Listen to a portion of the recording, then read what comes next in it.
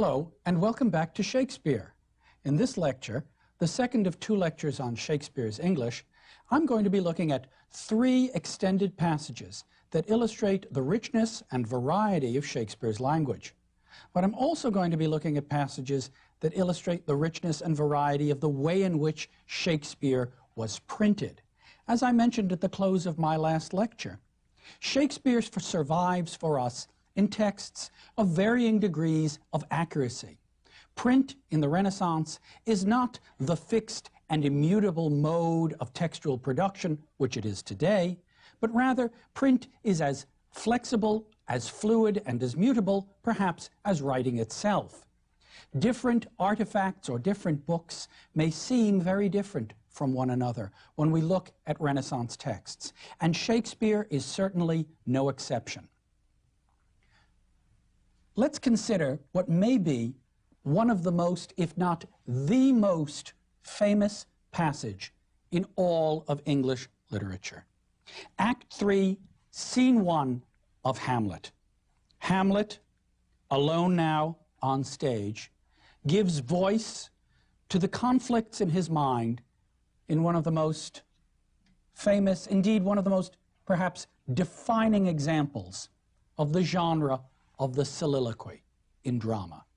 I'll read this in modern pronunciation just so that you can get the feel of the text and recall it for you as you may have heard it before. To be or not to be? That is the question. Whether 'tis nobler in the mind to suffer the slings and arrows of outrageous fortune, or to take arms against a sea of troubles and by opposing end them. To die, to sleep, no more. And by a sleep to say we end the heartache and the 1,000 natural shocks that flesh is heir to. 'Tis a consummation devoutly to be wished, to die, to sleep, perchance to dream, aye, there's the rub. For in that sleep of death, what dreams may come when we have shuffled off this mortal coil must give us pause. I'll pause there. The speech goes on, of course, but these familiar lines give us the sense and shape of what in an earlier lecture I had called Shakespeare's rhetoric, the way in which the text moves through a question and answer motif. Now, in English education, in the schoolroom and in the university, students would have been educated by posing questions and offering answers. It's perhaps the Renaissance equivalent of what we may be more familiar with as, let's say, forensic debate. Resolved. It is better to be than not to be. And you would have the pros and cons arguing the point. To be or not to be is the problem for debate. It is the question. Grammatically, it's not a question, because Hamlet is not asking a question. Rather, it is what in Renaissance Latin would have been called the quaestio. That's the origin of the word question. The subject for debate. And he goes on, nobler in the mind to suffer the slings and arrows of outrageous fortune, or to take arms against a sea of troubles and by opposing end them. Slings and arrows is a unique and original Shakespearean association, a juxtaposition of words from the technical vocabulary of armament. And yet, for us now, it's one of those great quotations that we cannot but hear in the Shakespearean text. Repetition. In the rhetorical manuals, the technical term for repetition is anaphora. That is, the use of a word or phrase again and again. To die, to sleep, no more. And then a few lines later, to die, to sleep perchance to dream. Shakespeare is writing scanned verse. It's iambic pentameter lines that do not rhyme. Blank verse. The phrase, to die, to sleep, appears at the end of the line in which it shows up. It's not just that Shakespeare's repeating words, he's repeating them in the exact same place in the line. For Shakespeare's audience, hearing the scanning, and by opposing end them, to die, to sleep, end of line. And then, a few lines down, devoutly to be wished, to die, to sleep.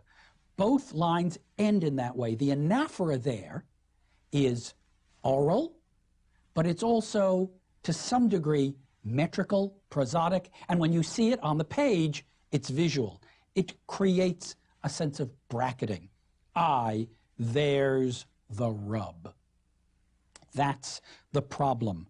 That's the impediment. Literally, a rub is an obstruction to a bowler's ball. There's the rub. Imagine now life as a game of 9 pins, and your approach to life is basically, do you strike or do you spare? There's the rub. Now, the text I read you is a modern edition based on the first folio printing from 1623. Hamlet, however, appeared in earlier quartos, that is, smaller books that printed only that play.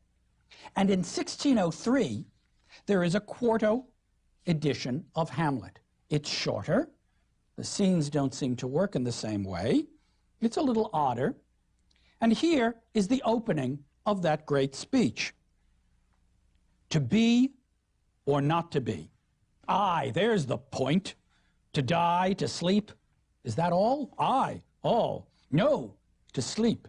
To dream, marry, there it goes. For in that dream of death, when we awake, and borne before an everlasting judge, from whence no passenger ever returned, the undiscovered country, at whose sight the happy smile, and the accursed damned, and on, and on, and on. Now, this could be a vaudeville parody of Hamlet. What is this thing that I've just read? Is it garbled? Is it wrong?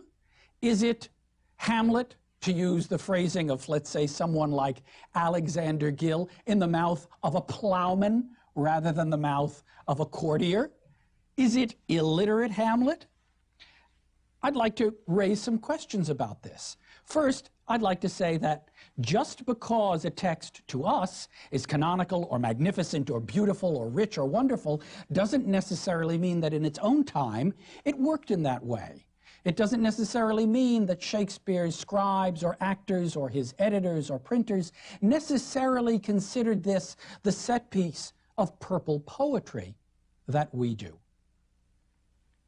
But also, because this is a text that's earlier than the folio, we have to ask whether it's the text in a different state. And this leads us to questions not just about Shakespeare's English, but about what is, let's say, Shakespearean.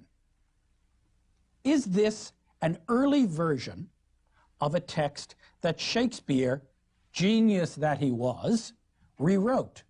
Is this an early and imperfect draft of something that would become later and more perfect? Or is this a transcript, as it were, of an actor's version of Hamlet, a kind of cut down or even dumbed down, as we say, version of a text so rich, so metaphorical, and so highly rhetorical in its power that not even Shakespeare's own contemporaries could have grasped its subtleties? Is this Shakespeare not in the mouth of, but for the ears of the plowman, in effect? Or is it something else indeed? Are we looking at examples of texts that are truly fluid? Why do we privilege the one over the other? To be or not to be, that is the question. To be or not to be. There's the point. We assume that one is good and the other is bad, or that one is late and one is early, or that one is Shakespeare's and one isn't. What would happen if we were to hold these two together? Can we make them work? Can we get a sense, in some sense, that bad Shakespeare may not be so bad after all, but may be, as it were, a lens onto the texts behind the history of English? To be or not to be, there's the point. Now, that is grammatical? Indeed, it makes as much sense, if not more sense, than to be or not to be. That is the question. To die, to sleep, is that all? Aye, all. Well, it may well be. No, to sleep, to dream. And what I like here is, but in that dream of death when we awake, as opposed to, for in that sleep of death. Sleep of death is a rich and metaphorical allusion to a whole set of earlier images from earlier English poetry about death and sleep. Dream, hath in the ram of halva corsa rona, and so on and so on and so on. When subject verb, excuse me, 1 April with his shorter sota, blah, blah, blah. You get to the end of that long, long passage, and then Chaucer gives us than longen folk to go on pilgrimages.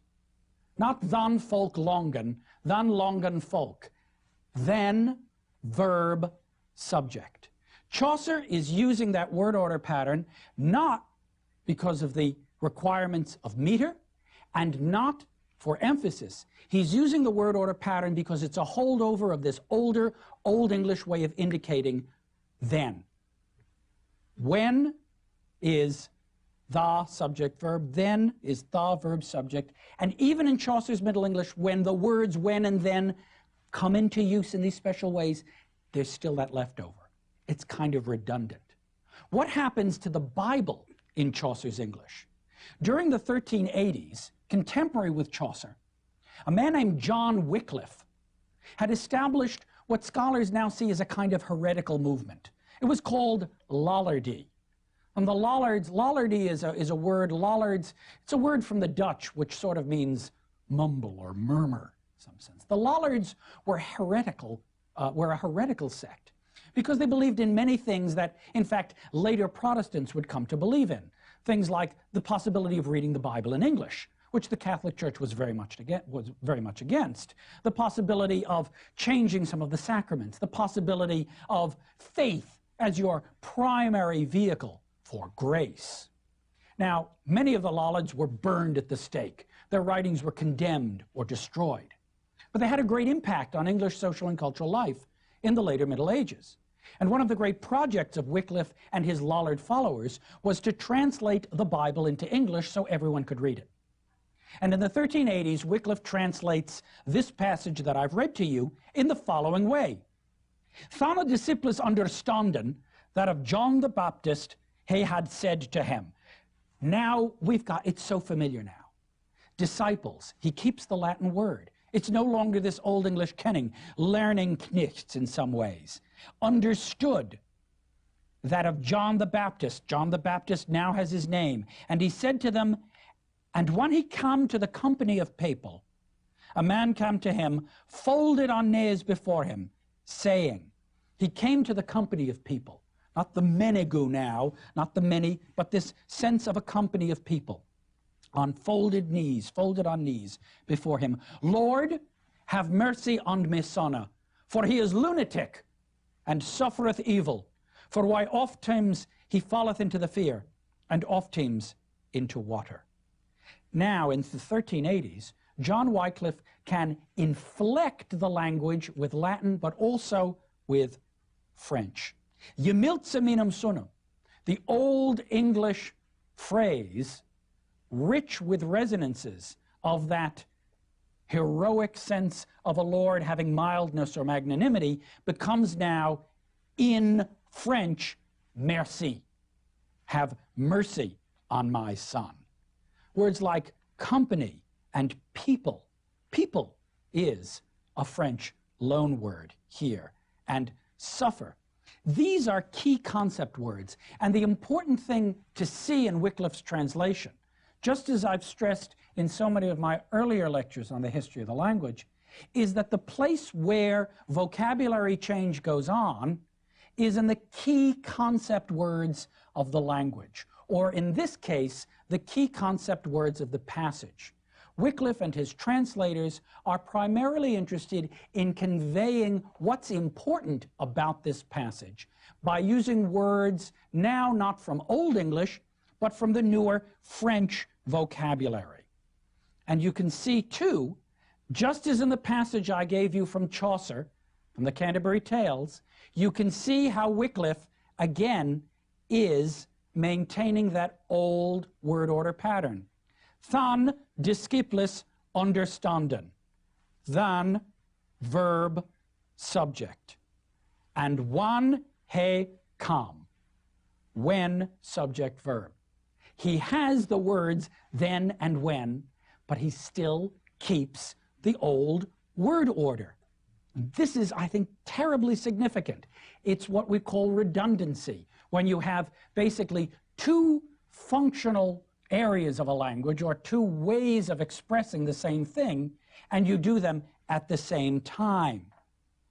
Wycliffe's version seems familiar to us because in many ways he provides a model for later Bible translators.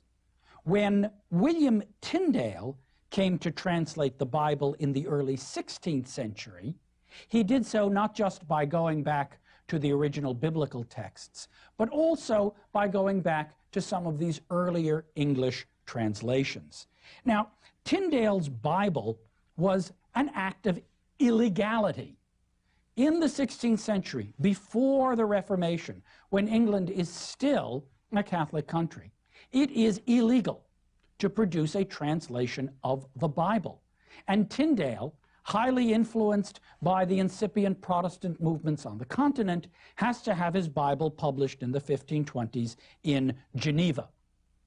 So it's an English Bible, but it's published in Europe. And look at Tyndale's choices now. Then his disciples perceived, not then the disciples understood. Now this perceived word, this is not a word that appears in Wycliffe, nor is it the word that appears in the King James Bible. This is Tyndale's own intrusion, as it were, a way of perhaps almost psychologizing this, to see into, to perceive, that he spake unto them of John the Baptist.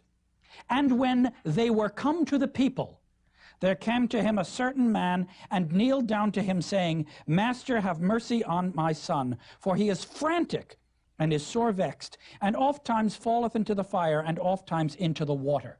Now this looks sort of familiar, but it also looks a little, how can I put it, off base, let's say. There are occasional words like perceived or frantic instead of lunatic that are Tyndale's incursions here. Now, let me just pause and say, Tyndale did in fact have a great deal of influence on the King James Bible. Tyndale coins such phrases as, eat, drink, and be merry. That's Tyndale. That's just an idiom. I mean, we think of that as almost a phrase without a history, but it's a phrase that's coined by a biblical translator. Tyndale's Bible is full of these things, and the translators of the King James Bible also looked to Tyndale. I think what's at stake in looking at these different versions is not just vocabulary choice, but sense of idiom. Or to put it another way, to go back to some of the things I was trying to explore in earlier lectures, the difference between an elevated style and a colloquial style. It seems to me that Tyndale's style, compared to the King James, is somewhat more self-consciously elevated. Tyndale wishes to create a biblical language that sounds memorable, that uses words that will stay in the mind, that elevate the tone to something spiritual or religious. The King James Bible translators, I believe, try to strike a balance between the elevated and the colloquial, so that when we see the King James Bible version compared to Tyndale and Wycliffe, what we see in effect are those translators going back to an earlier form, as it were arcing over Tyndale, and perhaps choosing more colloquial or familiar phrases than the disciples understood. Seems perfectly straightforward. That he spake to them of John the Baptist. And when they were come, now, it's not when they were come to the people or to the company of people, But what King James does is at this point, the translators give us a sense not of the colloquialism, but of the vastness, the power, the multitude. And when they were come to the multitude, it's a word like that that comes in to this very simple set of phrases that hooks your attention. And when they were come to the multitude, there came to him a certain man, kneeling down to him and saying, it seems to me, the only way that I can put it is to put it this way. It seems to me that the genius of the King James translators is to find the right word as a kind of verbal vanishing point, the moment where your attention is riveted. The sentence I read, verse 14, and when they were come to the multitude, there came to him a certain man, kneeling down to him and saying, ordinary words, small words, English words, words almost exclusively from the Old English vocabulary. And yet, in the dead center of that sentence is the word multitude. That's where your eye has to land. That's where your ear has to hear the importance of that. Lord, have mercy on my son. Not master, but Lord, for he is lunatic and sore vexed. Lunatic is from Wycliffe. Sore vexed is from Tyndall. King James, in the phrase lunatic and sore vexed, gives us, as it were, a synthesis of what its translators imagined to be the best of both earlier versions. And in that synthesis, they create a collocation that resonates to this day. Lunatic and sore vexed. There are moments in King James, I'd like to suggest, when what we're reading really is not prose at all, but English poetry. To say that King James sounds Shakespearean is to say not simply that it uses a vocabulary or a phraseology of the Renaissance, but it is to say, too, that like Shakespeare, the King James translators are much aware of prosody and meter. Lunatic and sore vexed. You can feel it. Or you can feel it, too, if you remember the Shakespeare passages I read. You'll remember how, in the Hamlet, the whole sense of the rhythm of a line moves in that way. So similarly, Lord, have mercy on my son, for he is lunatic and sore vexed. For oft times he falleth into the fire, and oft into the water. Alliteration, falleth into the fire. This takes us back all the way to Old English. For if there is a poetry to the Old English, it is also not just a poetry of the word, but a poetry of the line. You will remember, too, that Old English poetry alliterated. Filth on fear is the Old English version of that line, as if it were a fossil of an alliterative phrase. And so what I'm suggesting is that the sound, the structure, and the texture of the King James here synthesizes or seeks to synthesize what its translators imagine to be the best of English biblical translation. Now let me move to some sort of larger general claims, because the King James Bible will, as I hope to suggest in later lectures, be one of the core texts that influence the shape and texture of English, and in particular of American English of the 19th century.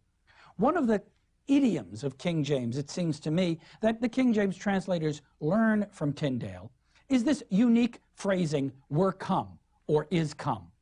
We think of this as, to put it bluntly, Bible talk. He is come. They were come. What's going on here? Is this grammar, or is this style? We would say he has come.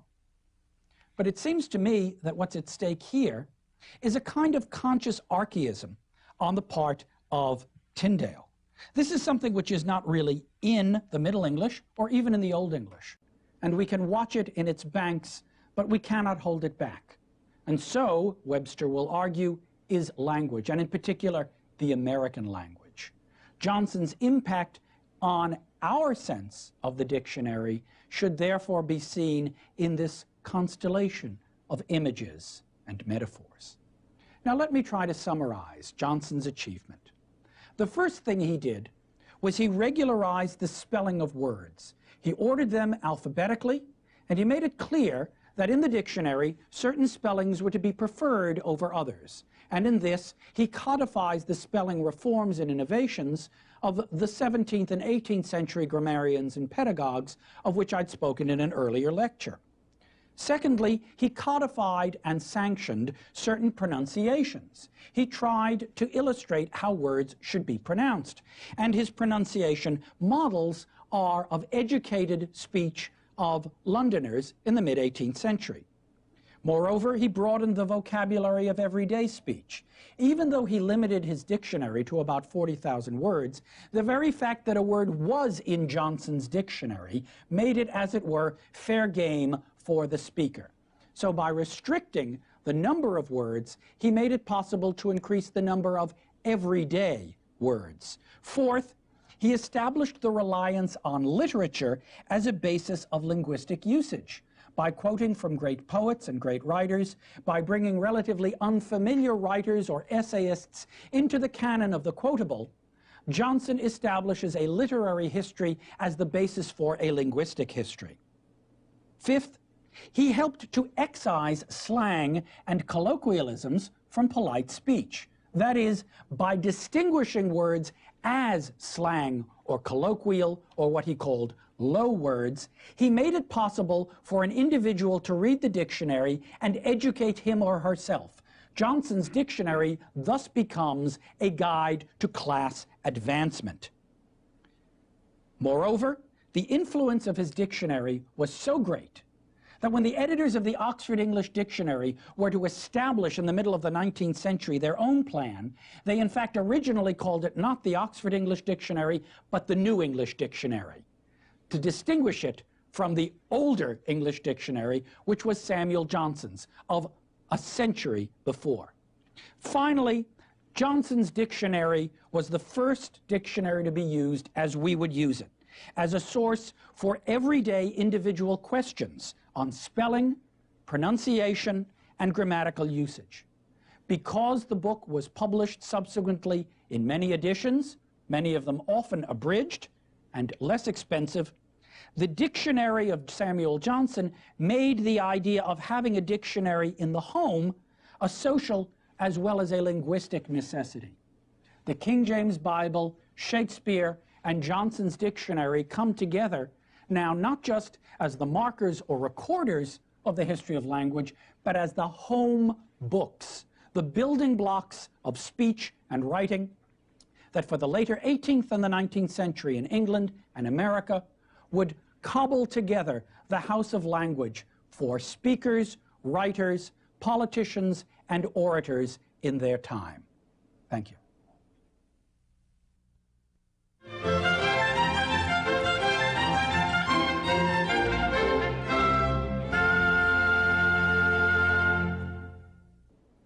Hello, and welcome back to the 18th century. In this lecture, I'm going to be following up on some of the issues I raised in my lecture on Samuel Johnson and his dictionary. In particular, I'm going to look at the relationships between lexicography and linguistic usage. But more generally, I want to go back to a larger issue I raised at the beginning of this course of lectures, the relationship between prescriptivism and descriptivism. Should the study of language prescribe behavior? Should it tell us how we should speak? Or should the study of language describe behavior? That is, should it register the forms and, in effect, leave things as they are? In this lecture in particular, I'm going to focus on two individuals of the late 18th century who raise the pitch of the discussion of prescriptivism and descriptivism. Robert Lowth and Joseph Priestley were two scholars, pedagogues, grammarians, and ecclesiasts of the late 18th century. They provide us with information about debates on language use, social propriety, and linguistic relativism. But what they also do is they give us the terms for understanding later developments in the study of the English language, developments that we will see bearing fruit in the Oxford English Dictionary of the 19th century, in our own dictionaries of the 20th century, and in our own current debates on language use and social value. Now, to look at Lowth and Priestley means to look at two individuals, each of whom was deeply engaged in the social, religious, and intellectual debates of their time. Robert Lowth was a Bishop of London. He was educated at Oxford University, and he was a key figure in the religious and educational establishment in England in the second half of the 18th century.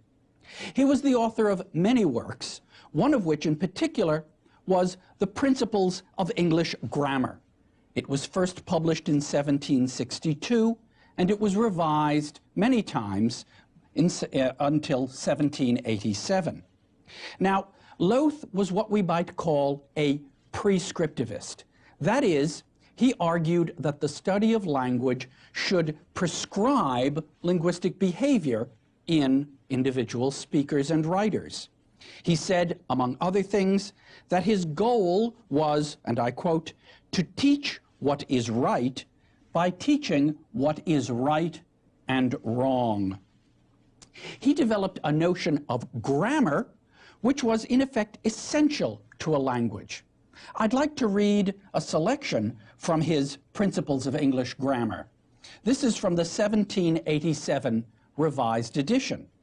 And Lowth wrote, quote, "Grammar is the art of rightly expressing our thoughts by words. Grammar in general, or universal grammar, explains the principles which are common to all languages.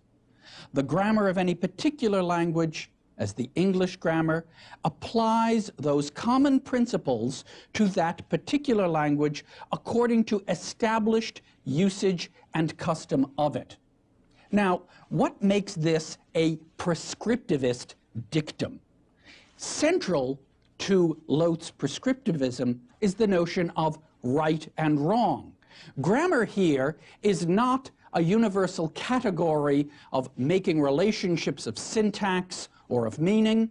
Grammar is not a habit of mind. Grammar is, he says, the art of rightly expressing our thoughts by words. And it's this notion of rightness or correctness which is key to Lowth's theory, as it were, of grammar.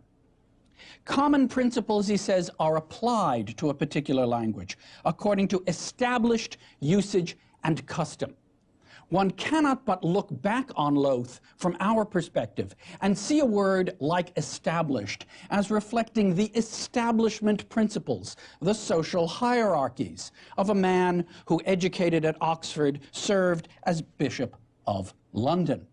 And furthermore, Lowth will go on, that we should apply, he claims, the principles of Latin grammar to English. In other words, what interests Lowth is using the template of Latin grammatical education to explain English grammatical forms.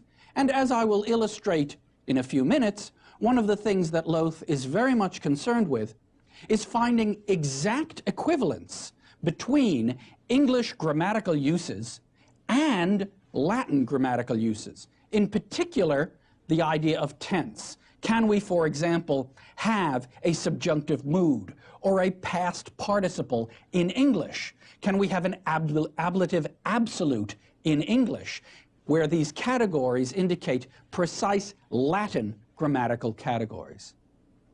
Let me turn now to Joseph Priestley. Joseph Priestley was not an Englishman, but he was a Scot. He was an empiricist. He was a scientist. He was one of the discoverers of oxygen. He was one of the founders of Unitarianism, and he eventually moved from England to the United States. Priestley was the author of a widely read textbook called The Rudiments of English Grammar. It was first published in 1761. It was revised in 1772, and it was reprinted throughout the 1770s and 1780s. Just take, for example, the very titles of the works. Principles for Lowth and Rudiments for Priestley. Principles indicates guidelines of behavior. Rudiments indicates the basics. Priestley is, as I mentioned, an empiricist. He is in many ways a follower of Hume. As someone who is an experimental scientist, he's interested in deducing general principles from observation, rather than developing larger principles first and then applying them to the observed world. He is, in effect, a descriptivist. One of the phrases that he uses, one of the idioms he uses, is to say that language, like water, will seek its own natural level. He considered grammar not an essential quality of language, but rather a collection of observations on the structure of it. Let me read a passage from his Rudiments, and here I quote from the 1772 edition. Priestley said that language is a method of conveying our ideas to the minds of other persons. And the grammar of a language, he says, is a collection of observations on the structure of it and a system of rules for the proper use of it. This notion of grammar as a collection of observation is different from Lowth's notion of grammar as the art of rightly expressing. Furthermore, as a scientist, Priestley is interested in observing the data of the English language. Now, just because Priestley is an empiricist and a descriptivist does not necessarily mean that he did not have ideas of his own about what constituted the best or the truest in English language usage. For example, Priestley favored the elimination of what he called Gallicisms from the English language. In effect, he follows Samuel Johnson, who was a great influence on him, in trying to remove what he saw as affected words from French. Moreover, he's interested in what he calls the true idiom of English. He's interested in what he calls the genius of the English language. And yet, writing in the 1760s and revising his textbook in the 1770s, Priestley is not unaware of the political implications of language study. An excellent quotation from this revised 1772 edition is the following. He says, "I think it not only unsuitable to the genius of a free nation, but in itself ill calculated to reform and fix a language." Listen to this. In the 1770s, unsuitable to the genius of a free nation. What is the free nation of the 1770s? How do you read a text like this enmeshed in the political controversies of revolution and reform, of political debate, of the very notion of freedom, which in subsequent lectures in part 3 of this series we will see as central to the American conception of linguistic uniqueness? How can we understand Priestley now, not just as a describer of language, but as a politician, someone developing an ideology of freedom and, as it were, description as a way not of fettering, but of releasing the language, the genius of a nation? Now, one of the key issues that emerges in this debate is not simply what is right and wrong, but what is proper and improper. I would like to pause for a little bit to spend some time talking about the word propriety. Propriety is a very important word in the 18th and 19th centuries, in particular in the way in which it illustrates a shift from linguistic to social usage. Building on some terms that I developed earlier and looking ahead towards a future lecture on semantic change, we can say that the word propriety undergoes in its history an extension in lexis.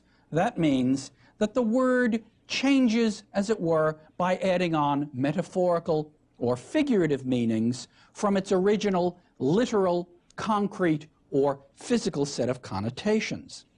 The word propriety originally refers to physical or commercial, or one might even say property uses. Indeed, the word property inheres in the word propriety.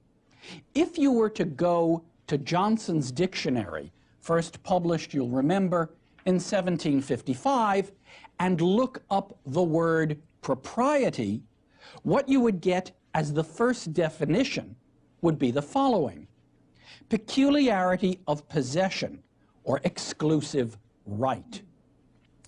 Definition 2 in Johnson gives us the following: accuracy, justness, especially in a linguistic sense. Now, we no longer use the word propriety in this linguistic sense.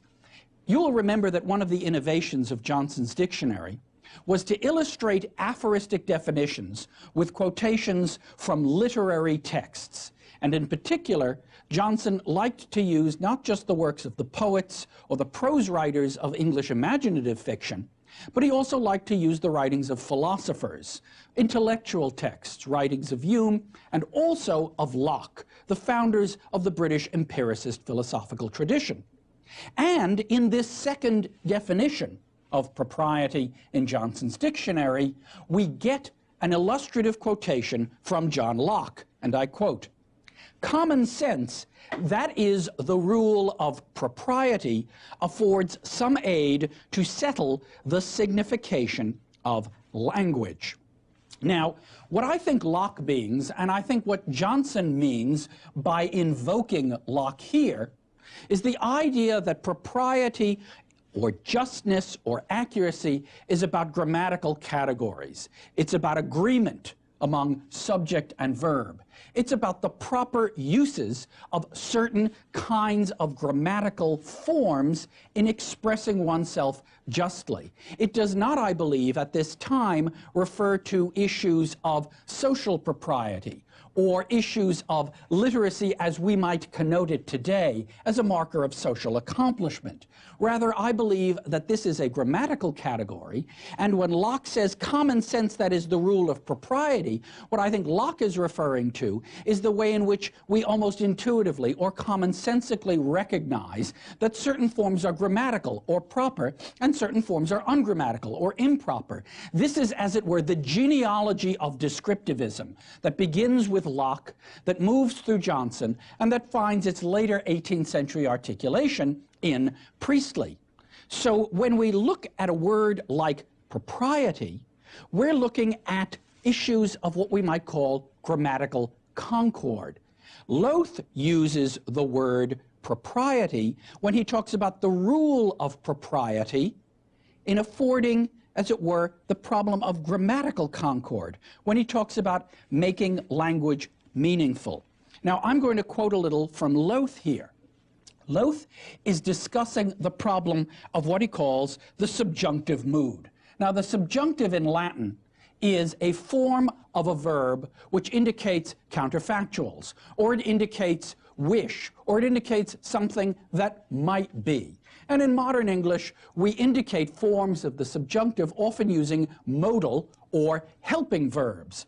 Oh or would, for example. Let me give you an example of the subjunctive. Would that it were sunny today. Or we might use the subjunctive, would that you were listening to me clearly. Subspecies of the subjunctive mood there.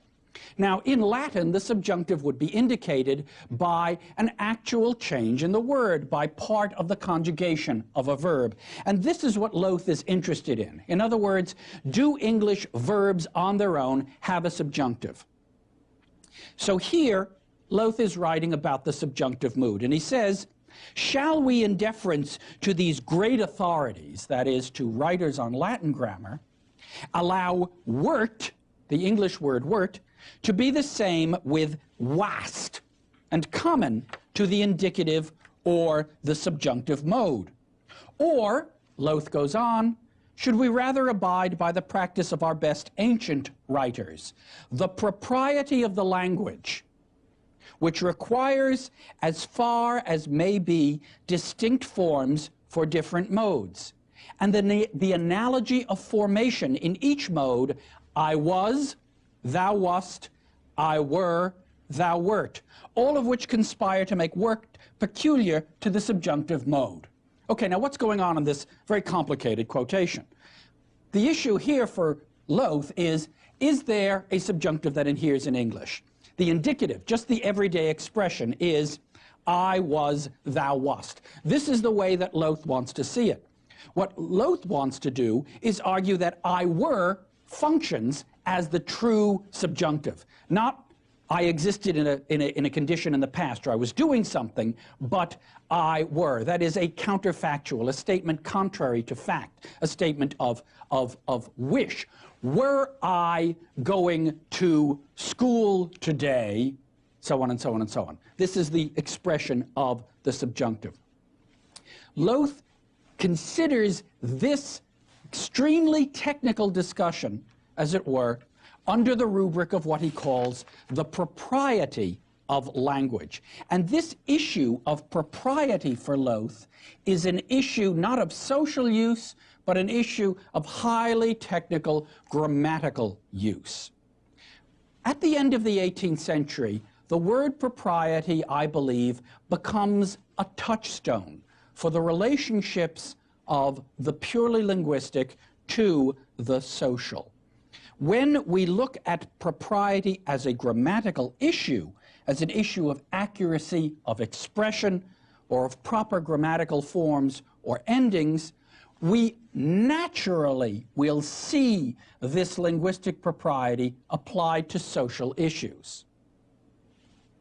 When Johnson writes in the preface to the 1755 dictionary that the illiterate, and I quote, forget propriety, what he means is that they do not accurately express the grammatical relationships among words.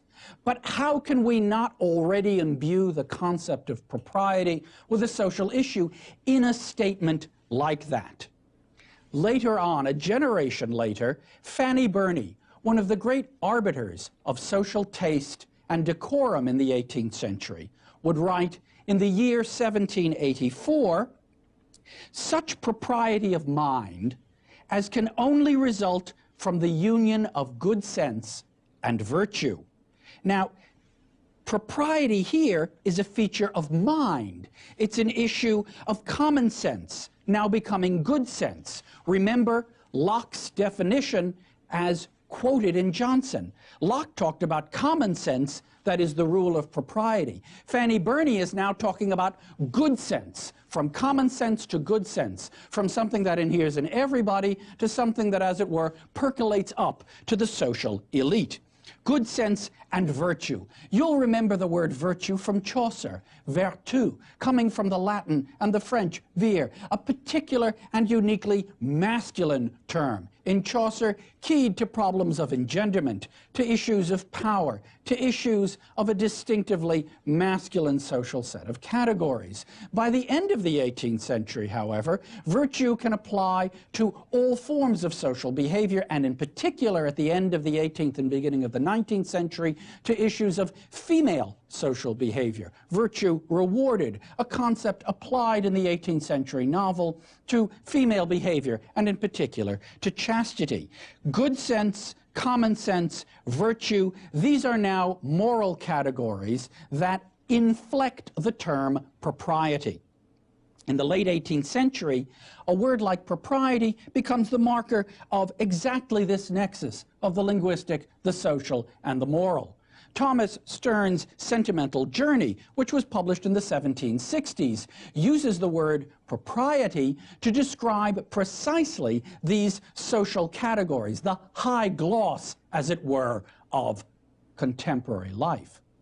But what's fascinating, it seems to me, about the way Stern uses the word is that he doesn't use the word in English at all. He uses the word in French, propreté. And in fact, if you look at it in a modern edition, it will always be italicized or highlighted as a French loanword. It is as if the very concept in the 1760s of propriety as a social category is not quite fully filtered in to English. And Stern must signal this by using it as a self-consciously French or loanword in his language. By the beginning of the 19th century, in the novels of Jane Austen, propriety becomes now fully the category of social behavior. One can argue that the novels of Jane Austen are novels of propriety, not just because she limns the contours of social behavior or of decorum in public and private life, but because the very theme of Austen's novels is the correct application, as it were, of linguistic categories to social categories to moral categories. Austen's novels that begin with such maxims, it is a truth universally acknowledged. Austen's novels that move so purposefully and almost relentlessly to the marriage plot, to the union of man and woman. Austen's novels that are so concerned with finding the right mate for man and woman. Novels like Pride and Prejudice, novels like Emma. These are novels that, it might say, take the idea of propriety as a grammatical or linguistic category and narrate out the possibilities of social propriety and decorum. One could even argue that so much of Austen's novels are about taking the idea of concord, a grammatical category, of agreement, a grammatical category, of propriety, a grammatical category, and now seeing them as social categories too. So concord is no longer about the agreement between a noun and a verb, but concord is about social amity and the agreement between a husband and a wife. It seems to me that what's at stake in so much of the early 19th century novel and its late 18th century social and intellectual precursors is precisely the way in which grammatical categories become templates for social categories. Or to put it more generally, social behavior finds itself modeled on linguistic behavior. The history of the English language becomes the history of English mores.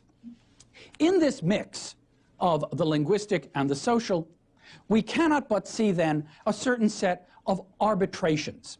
In my earlier lecture on Johnson's dictionary, I noted how Johnson was one of the first lexicographers systematically to distinguish between the proper or the elevated and the slang and the colloquial. I gave you some examples: swap, twiddle, traddle, wobble, budge, coax, and touchy. Now, these are low words for Johnson, not just because they may be slang or they may be dialect, but in particular because they are monosyllables, they are reduplicating or onomatopoetic terms. Now, this is very important. The idea that a verbal category can be described not just by the individuals who use the word, but by the very sound or by the quality of the word. Conversely, I mentioned a word like chaperone, which Johnson sees as a French or Gallic affectation. On the one hand, low words, on the other hand, affected words. Johnson is seeking, in effect, a kind of middle ground. Now, when we see certain kinds of words operating, we will see in works like the Oxford English Dictionary the legacy of what we might call Johnsonian linguistic and social arbitration. When we look, for example, at a word like ain't, we're going to be looking at a word that's not simply bad or colloquial or slang, but one whose history writes out a literary and a social narrative of belonging and exclusion. Or when we look at two highly technical words, words like quiz or protocol in the Oxford English Dictionary, we're also going to be looking at the legacies of Johnson in some fundamental ways. Let me just anticipate a little bit. A word like quiz seems to us to be perfectly transparent. A verb, to quiz, to inquire, to be inquisitive, perhaps. A noun, a test, a short examination based on material. Yet, as we will see, the Oxford English Dictionary is very awkward and very unsure about the etymology of the word quiz. It does not want to associate it with good usage, but with folk etymology, or with, as it were, anecdote, which cannot be proven. Protocol, by contrast, is a highly technical term. It has a Greek etymology, proto-colophon, the thing that came before the colophon, something in the beginning, in some sense, in a text. It's a term of diplomatic usage. It's a term of social behavior. What are the protocols of diplomacy? What are the protocols of government? Yet, in this case, the Oxford English Dictionary, as we will see, writes out a narrative very much in another Johnsonian mode. A narrative now not of a word that is low or slang or onomatopoetic, but a word that is affected, a word that is French, a word that does not apply to proper English usage. Indeed, the OED will say again and again that a word like protocol forms no part of English usage. We need to pause over this because we need to see the legacy of these 18th century debates as informing, or one might go so far as to say, as even writing the script for 19th and 20th century linguistic discussions. When we read a dictionary, whether it's an old dictionary like Johnson's, a scholarly dictionary like the Oxford English Dictionary, or a modern dictionary, a Webster or an American Heritage Dictionary, we are looking at narratives of social use and grammatical propriety. I'd go so far as to argue that what is important about the material I've presented in this lecture is not just that it tells us attitudes towards 18th and 19th century language, not just that it gives us a sense of the history of English, but it gives us the terms of our own debates. When we read a dictionary today, what we're looking at is the encoded legacy of these arguments. When we look up the definition of a word, we're looking at the legacy of Samuel Johnson. Let me just review briefly. Johnson, who organized definitions by moving from the literal to the metaphorical, even if the literal was no longer the primary social or everyday use of the word. Moreover, the idea of the aphoristic definition, the idea of the literary quote, was a Johnsonian innovation. When we look at literary quotations, or when we look at examples that are used, we also therefore must read behind them. What is the story being told in a list of quotes and definitions? How does the dictionary adjudicate between prescriptivism and descriptivism? We look for a dictionary, and we look in a dictionary for many, many things. But I think what we look for in particular is affirmation not just of how we should speak, but of how we ordinarily speak as well. For in the narrative of lexicography is the narrative of the self. Johnson defined lexicographer, you'll remember, as a harmless drudge. And the humor or the wit or the pathos of Johnson's dictionary lies so often in the illustrations he will use for certain words. We too look for affirmation of the self in every dictionary and in every work of grammar. And in my subsequent lectures that will close this second part of this series on the history of the language, I'm going to be looking at attitudes and idioms that give us ways of understanding selves and surfaces of selves in order to understand the relationship of individuality to society. Are we proper or improper? Do we understand the way in which we function by reading the grammar book? And in reading the grammar book, are we also learning something about society, about mind, and about good and bad behavior in the large? Thank you.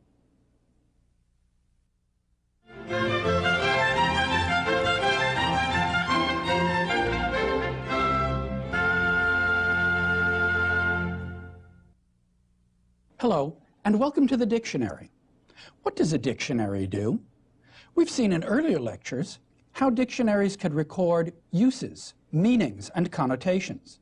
But we've also seen how dictionaries can record attitudes and ideologies, issues of prescriptivism and descriptivism, problems of literal and metaphorical. These are all issues that dictionaries offer to the reader. In this lecture, I'd like to illustrate some ways of using the dictionary to trace semantic change. That is, to trace the historical change in individual words. In the process, we'll see not only how words do change their meaning, but how the recording of that change in meaning is itself a story of social attitude towards the language itself.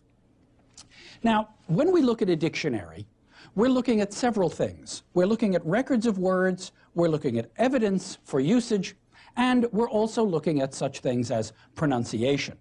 You'll remember that Johnson's dictionary was the first major work of lexicography to attempt systematically to record and suggest the proper pronunciation of words. Pronunciation should be seen as key to semantic change. And a good example of this is a way in which words change to avoid what's called homonymy.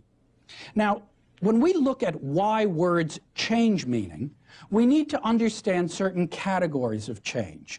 We may be able, possibly, to explain why words have changed, not just to describe the ways in which they have changed. And this first general area under which I'm subsuming the word homonymy is what we might call ambiguity and limitations. In other words, if a word has two meanings that are so incompatible, or if a word has so many different pronunciations, or if two words have so similar pronunciations, it has been argued that there is a tendency in everyday speech to limit the possibility of ambiguity.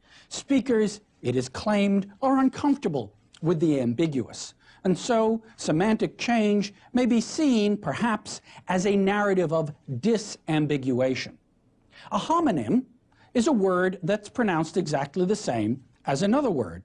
Homonymy is the general principle that describes the similar pronunciation of two or more words. It's been argued that one way in which language changes, and one way in which word uses and meanings actually change, is in order to avoid too many homonyms in a language. Let me give you an extreme example of homonymy in Old English. In Old English, about the time of, let's say, King Alfred or so, you would have a whole clutch of words that would be pronounced in a very similar way. Ah would mean ever. Ah would mean law. Egg would be egg. Air would be water. Ale would be horse. And id would be island.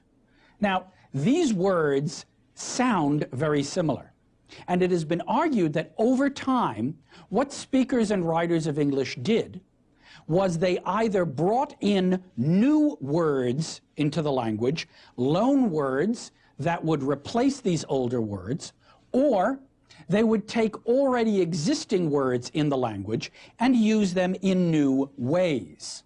So, for example, a word like air completely disappears and is replaced by the word law, which is borrowed from, ultimately, Latin and the Romance languages. Lex, leges, the legal vocabulary.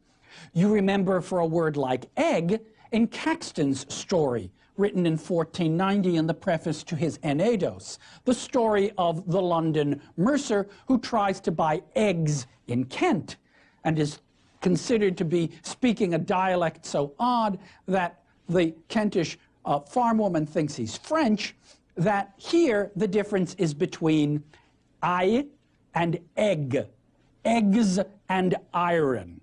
Now the issue is having two different regional dialect forms of a word and preferring one over the other. Over time, the Scandinavian-influenced northern dialect pronunciation, egg over I or ire or iron, comes to predominate. And from our perspective, we might wish to argue that among the many reasons for the inclusion or the acceptance of this dialect form into modern Standard English, among the many reasons for it might be the avoidance of homonymy in this case. What one might call the opposite of homonymy, or at the other spectrum of ambiguity and limitation, is polysemy. This is a word I've used before to describe the condition of a given word in the language where one or more meanings are operating in a kind of tension or confluence, perhaps. Over time, different meanings may overlap. An excellent example of polysemy in historical action is a study of the word uncouth. Now, the word uncouth originally means unknown. Couth in Old English means known or familiar. Uncouth is unknown. Now, let me just pause for a minute and say our modern English joke to take the forms of words without their negatives. So to say things like, to have couth as if couth were the quality and uncouth was the condition of not having any couth. This is a false or joke or bogus etymology. Couth is the word in Old English that means known, uncouth, unknown. And this meaning of uncouth survives well into the middle of the 17th century. Uncouth can just mean foreign or strange. It can mean unfamiliar. In the Middle English period, it can mean unfamiliar in the sense of unpleasant or awkward, perhaps.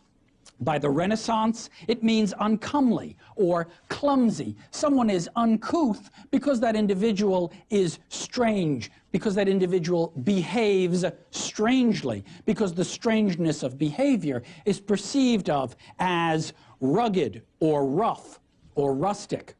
Only by the end of the 17th century does the word uncouth come to mean uncultured.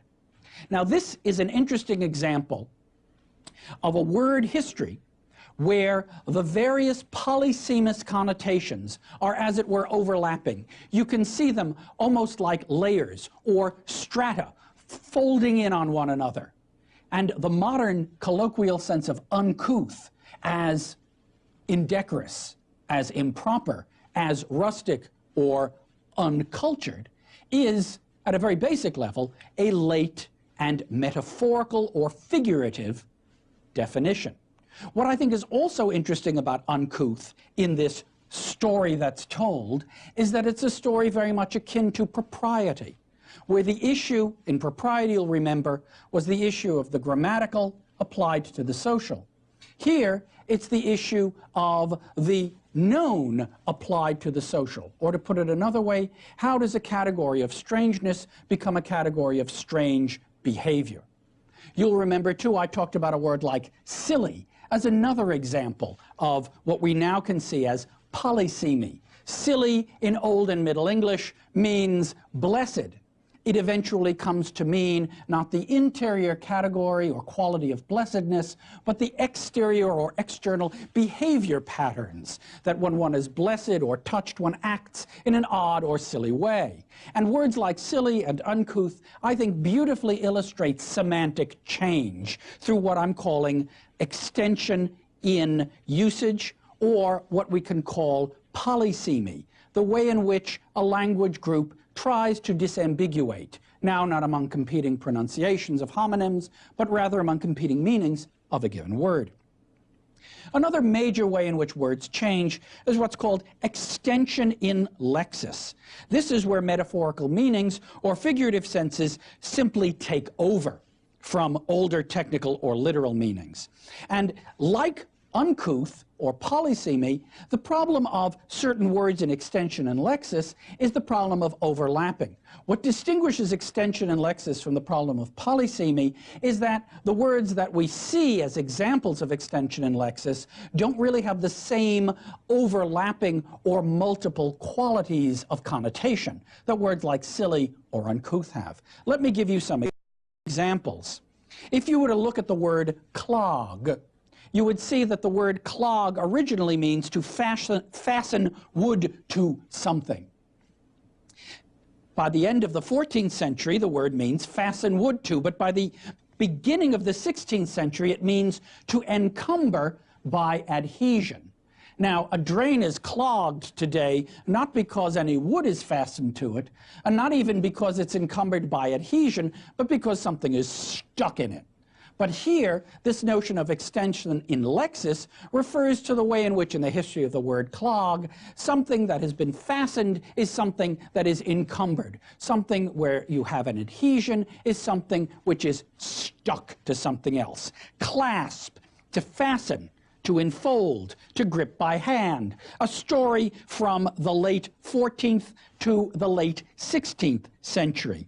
Brazen is a beautiful example of extension in lexis. Etymologically, brazen simply means made of brass.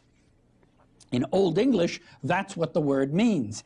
In the Renaissance, in the 16th century, brazen can still mean made of brass. Sir Philip Sidney, in the 16th century, can talk about this brazen world. And what he means is not a world of impudence or a world of brash behavior. What he means is a world that's made of brass as opposed to a world that's made of gold. Brass is a cheap imitation of gold. Polished highly, it looks like gold. The word brazen is a nice example, too, of how a word can function in a literary or an aesthetic vocabulary, much as, you'll remember from earlier lectures, a word like aureate could as well. The aureate world, the aureate language, was a golden world. The opposite of aureation was, in fact, brazenness, because it was ersatz, it was imitation. It wasn't real gold, it was simply brass. If you were brazen, you were passing off something which was brass as if it were gold. Brazen came to mean, therefore, impudent. And so our notion of something which is brazen needs to be seen etymologically as this problem of extension in lexis. Bristle is a beautiful example of extension in lexis. Bristle means to stand up stiff. A bristle is still a bristle brush, but to bristle is almost physically to enact the standing up, the bristling of a brush, or the bristling of hairs on the back of an animal. One becomes indignant by bristling by the middle of the 16th century. And bristle offers a nice vernacular English parallel to the loan word horrid.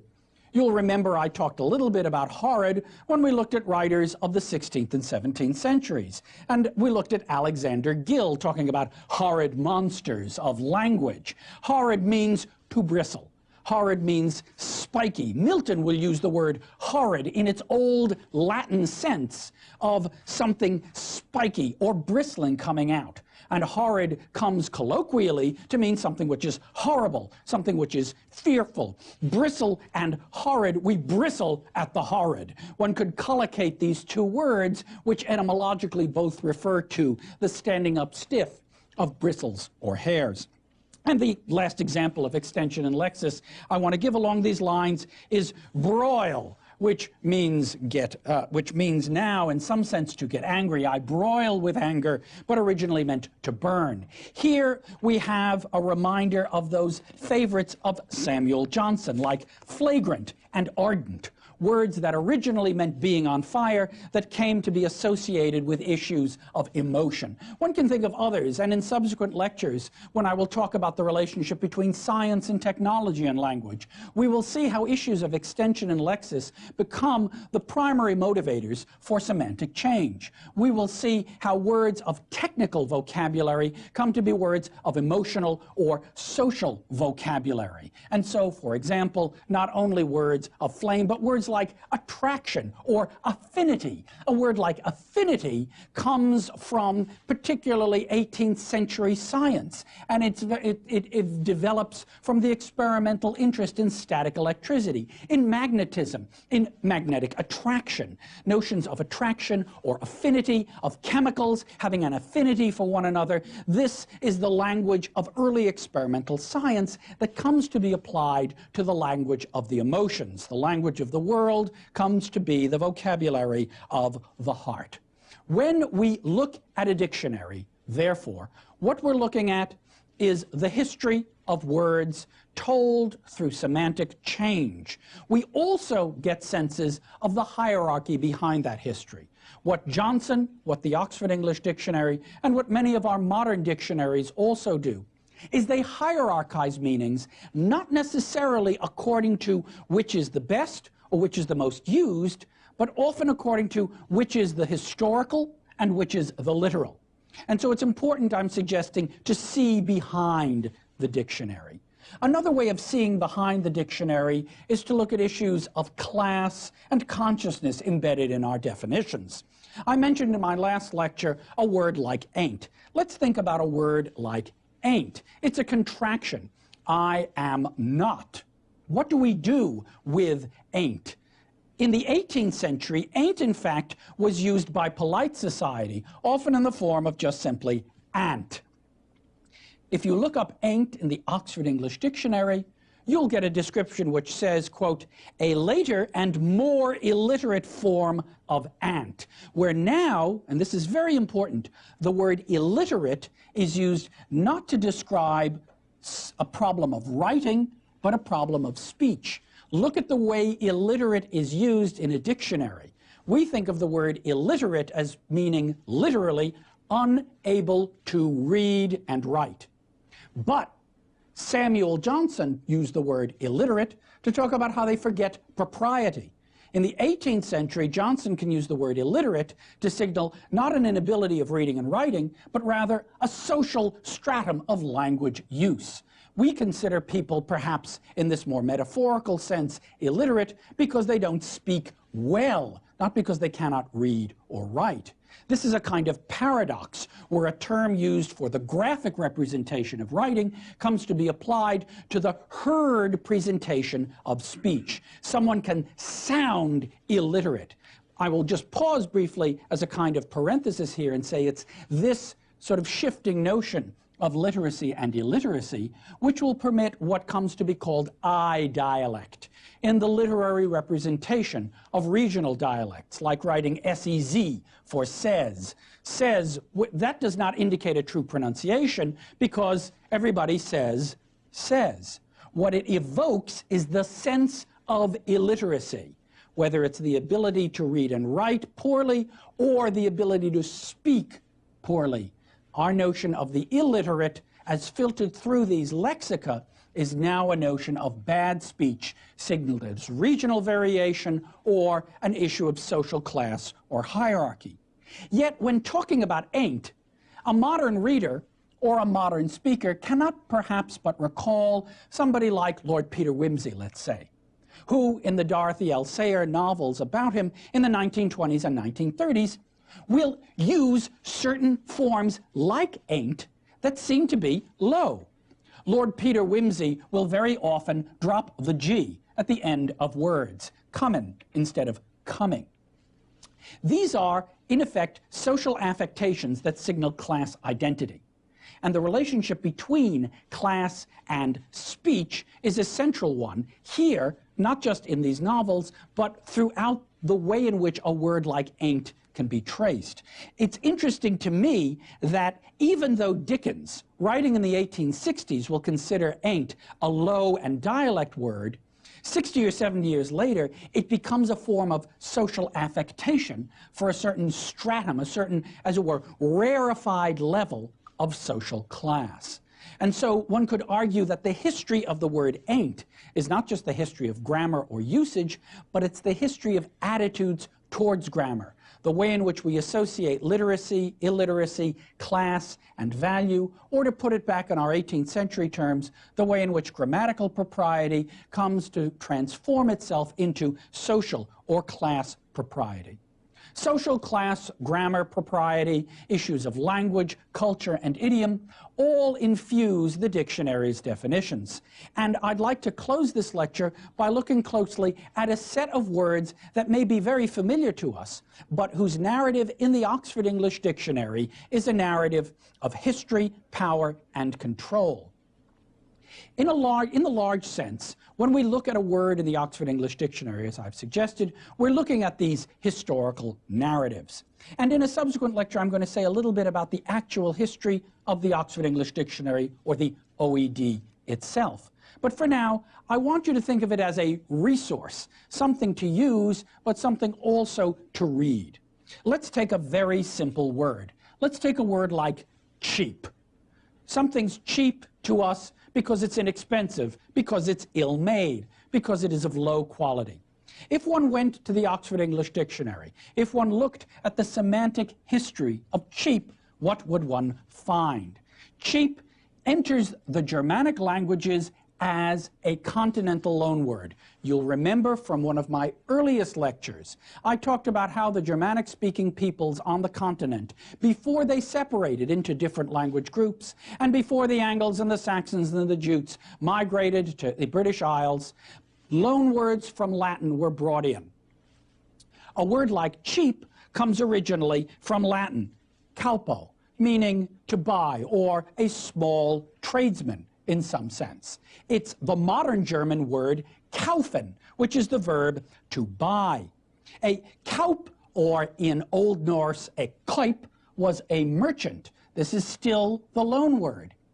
In Old Norse, the ancient or medieval language of the Vikings, of the Danes, and of the Scandinavians in general, there was a place where the merchants found their haven, a harbor where merchants would meet and dock their boats. In Old Norse, this was called Kaupmannahöfen.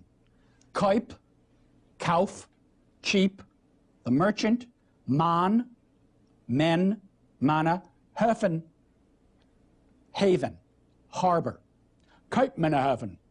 If you say it very fast and say it very poorly, you'll come up with the city of Copenhagen.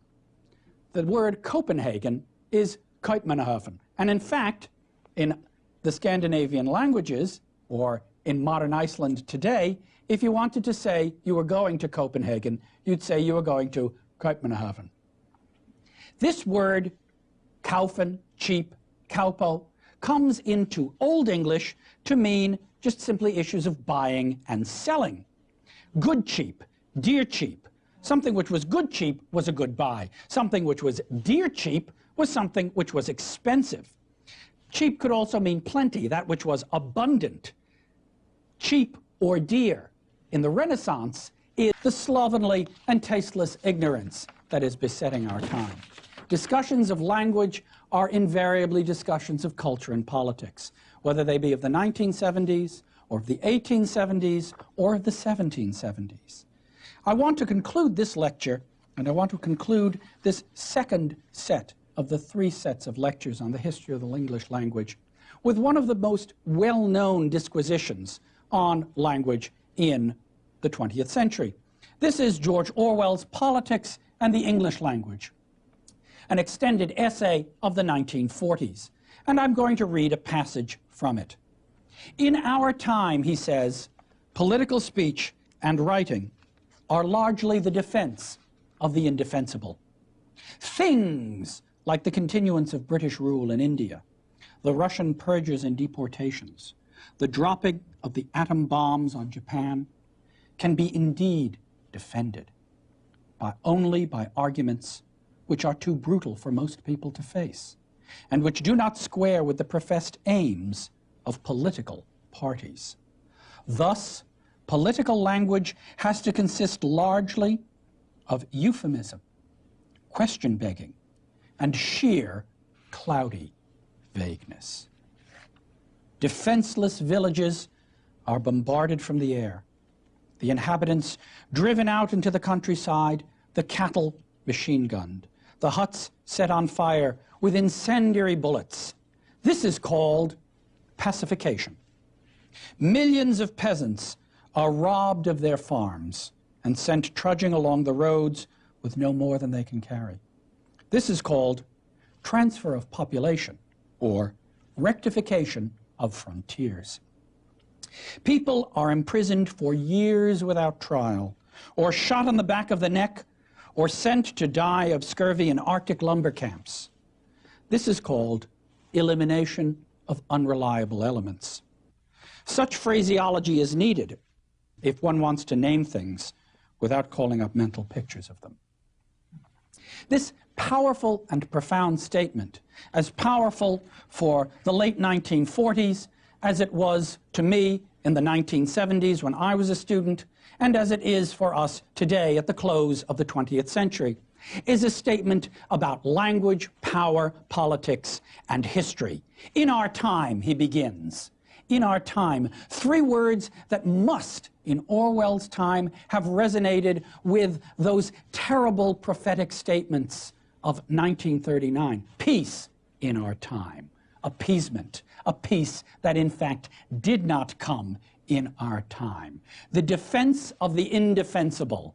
Take us back to Samuel Johnson, who in a famous phrase once called patriotism the last refuge of scoundrels. This opening up of the cracks and fissures of the patriotic. Things like the continuance of British rule in India. How is that a thing?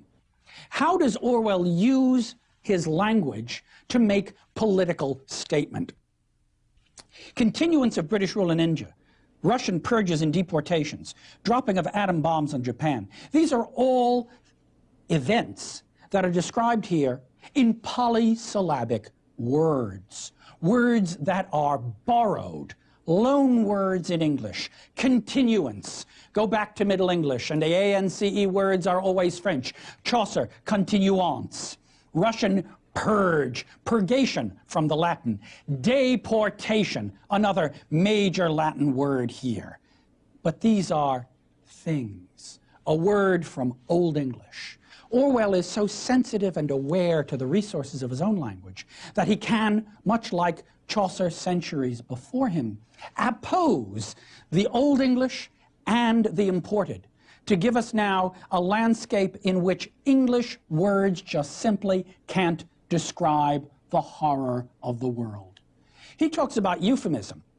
What is the etymology of euphemism? Euphemism comes from a work published in the 1580s by a man named John Lilly, who wrote a long book called Euphues, which is a book about rhetoric and education. And Euphues loves inkhorn terms and aureate diction. The first euphemisms are the inkhorn words. A euphemism today, and this is central to understanding Orwell as it is central to understanding ourselves, a euphemism today is not simply a polite way of expressing something else. It is, it seems to me, invariably a polysyllabic loanword way of expressing something. We do not say death, we do not say kill, we say pacification. What's euphemistic about this word is its length, its foreignness, its Latinity, its spill from the inkhorn of mid-20th century diplomatics. Protocol, transfer of population, rectification of frontiers, elimination of unreliable elements. Such phraseology for Orwell is phraseology, for we are no longer in the world of words, we are in the world of phrases. We are not in the wordum or word of Old English, but in the phrase of Latin. It seems to me that in closing this second set of lectures, Orwell gives us not just evidence of how language can be used politically, but how the very etymologies of words carry with them political stories. The Victorians recognized, that as I suggested at the beginning of this lecture, that words mean more than we ever thought they did. What I hope to have shown in these first two parts, and what I hope to continue to show in part 3, concentrating on the development of American English, is how, in fact, words always tell us more than we thought they meant. In looking at the native and the loan, in looking at the blunt statement and the euphemism, in looking at the proprieties of grammar and the proprieties of behavior, we see the politics and ideology of language. We see in each word a story not just of the culture and the country, but the self and the identity, as we move beyond the expression of the everyday to the articulation of the strange, the alien, and the exotic. Until next time, when we look at American English, I leave you not with pacification, not with phraseology, but with word and world. Thank you.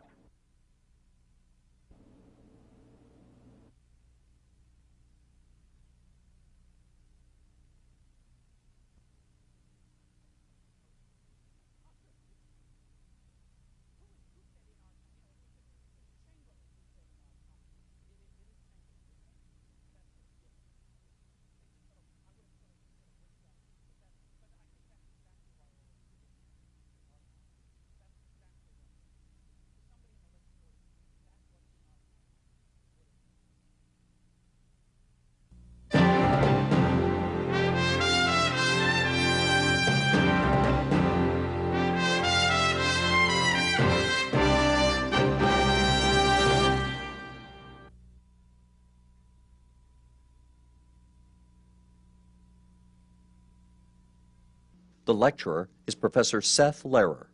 Professor Lehrer holds degrees from Wesleyan University and Oxford University and earned his PhD at the University of Chicago. He has taught at Princeton and since 1990 at Stanford University, where he is a professor of English and comparative literature and currently serves as the department chair. Professor Lehrer has published 6 books, including Chaucer and His Readers, and is author of more than 40 scholarly articles and reviews.